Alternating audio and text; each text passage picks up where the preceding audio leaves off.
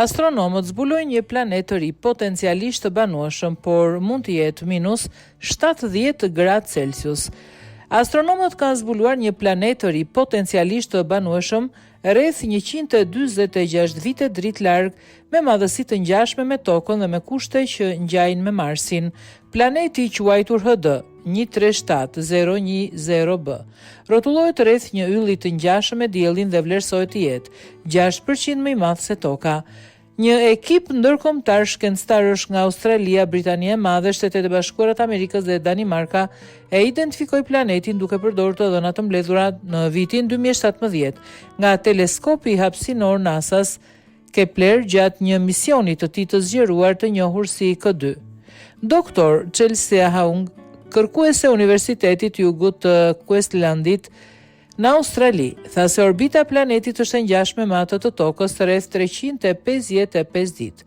Shkencëtarët besojnë se planeti ka rreth 50% gjasa të ndodhet në zonën e banueshme të yllit që e rrethon.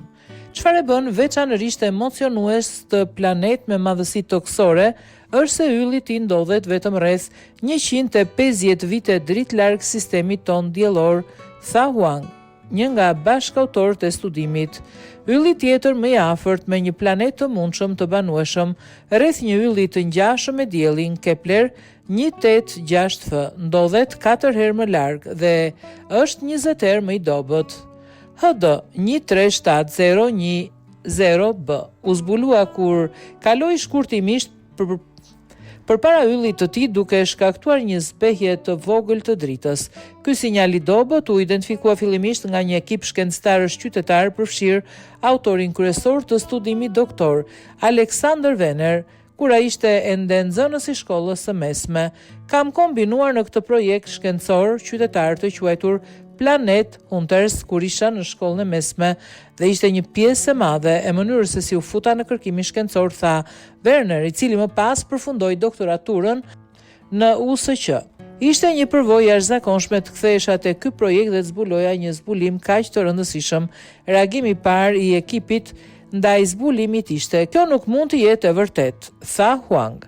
Por ne kontrolluam gjithçka 2-3 herë dhe është një shembull tipik i një tranziti të një planeti. Ndriçimi dhe afërsia e yllit që rrethoi planetin e bëjnë atë të arritshëm për të vëzhguar nga gjeneratat e ardhshme të teleskopëve, shtoi Huang. Jam i sigurt se do të jetë objektivi i parë për të studiuar kur teknologjia të jetë e gatshme. Ylli rreth të cilit rrotullohet HD 137010b është më i ftohtë dhe më i zbetë se Dielli ynë, që do të thotë se temperatura e sipërfaqes planetit mund të jetë me ngjashme me Marsin dhe potencialisht nën minus 70 gradë Celsius. Dr. Sarah Webb, astrofizikane në Universitetin Swinburne, e cila nuk ishte pjesë e studimit, tha se zbulimi është shumë emocionues, por nevojiten më shumë të dhëna për të klasifikuar planetin kandidat si një eksponent të konfirmuar. Është zbuluar vetëm një tranzit dhe zakonisht në shkencën planetare kërkohet standardi i artë i 3 tranziteve. Faktin që planeti ngjan me Tokën është një mundësi emocionuese, por Webb shtoi se ai mund të jetë gjithashtu diçka që quhet superbor. Në thelb një botë e madhe akullte potencialisht ka shumë ujë, por shumica e tij është e ngrirë. Megjithatë, planeti është shumë afër në krahasim me galaktikën tonë. Webb tha se nëse do të përpiqeshim të shkonim atje, do të na duheshin 10 mijëra, madje 100 mijëra vjet, duke udhëtuar me shpejtësinë aktuale që mundemi.